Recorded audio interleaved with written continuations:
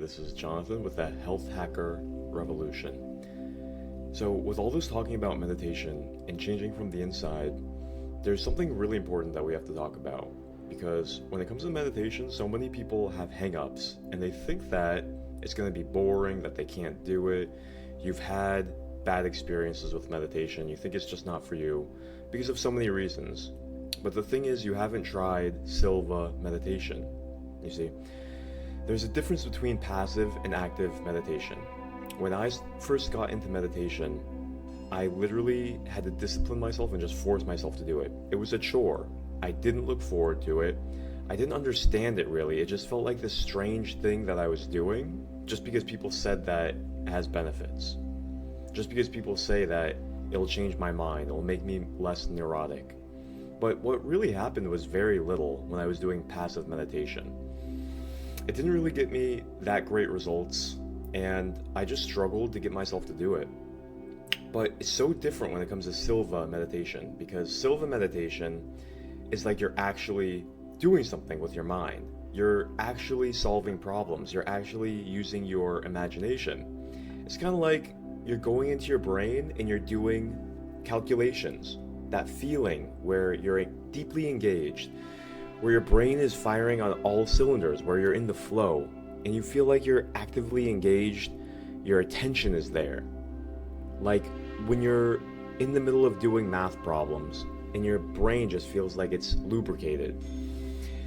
It's a very different perception than what most people have about meditation, because most people think that meditation is going to be uncomfortable too.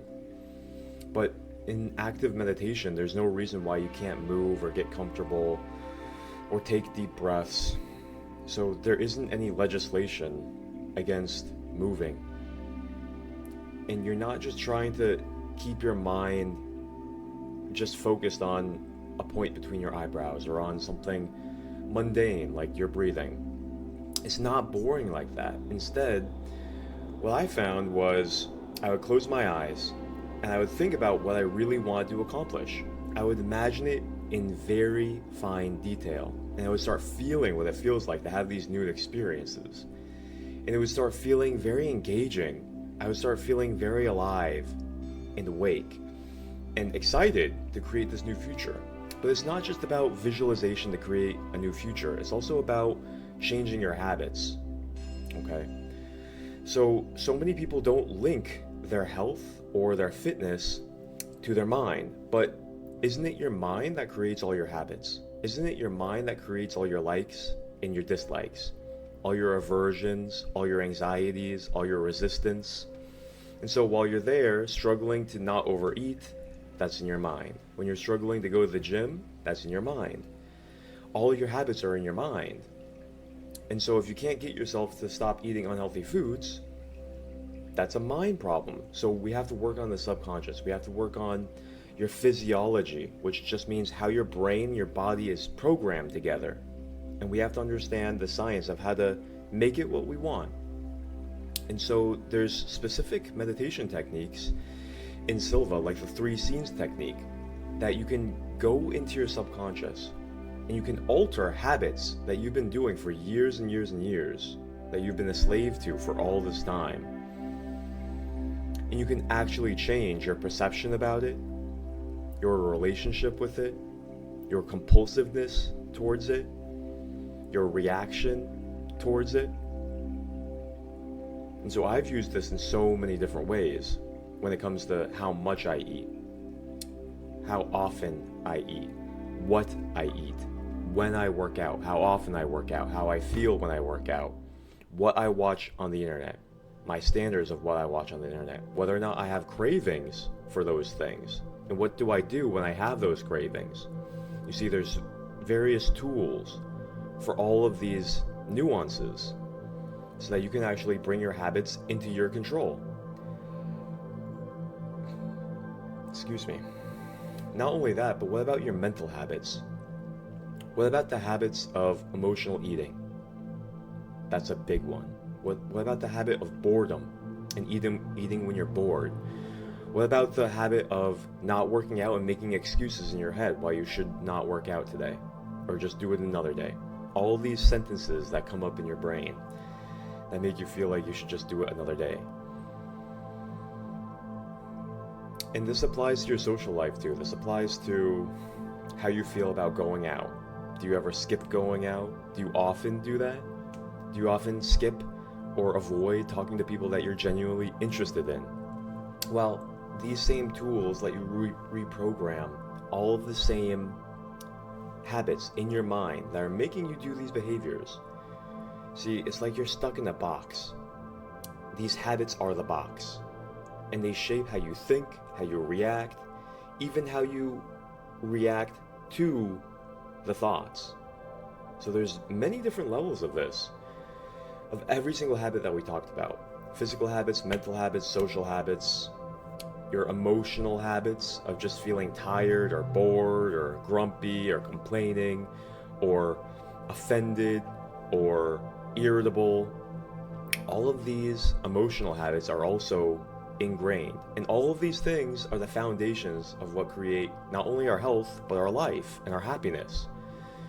So to get to the core of behavior change and physical transformation, we have to understand how the mind works and have tools of how to alter our minds so that we can take control of our habits, our behavior, our emotions, and in turn, our hormones, our physical health, our brain chemicals, and everything happening in our body.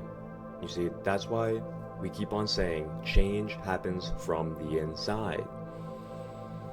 We want this to be creating powerful chemicals in our body, powerful hormones, powerful potentials, powerful beliefs. And believe me, it makes every difference on the outside. Okay?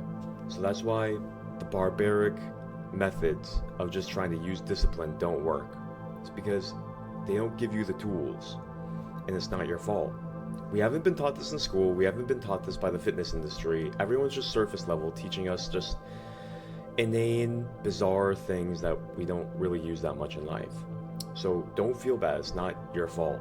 And if you've been having the suspicion of why society isn't teaching us this for quite some time, well, I'm here to confirm it to you.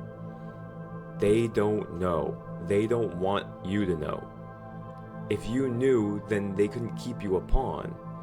And so we haven't been taught for a reason, but now that we know this and we're using this, now we get to take back all the control. Now we don't have to be a cog in their wheel. Now we don't have to be a hamster running in their wheel. Now we don't have to be a cow that's being milked by them, because we're just buying their exercise programs, we're buying their fake food, we're buying their fake diets. It doesn't work and we keep on buying it, buy it. You see, that's why. So I've been suspicious of them for a very long time. It has to stop. We have to take the power out of their hands, because they're just milking people dry. And it's not fair, because it's their health.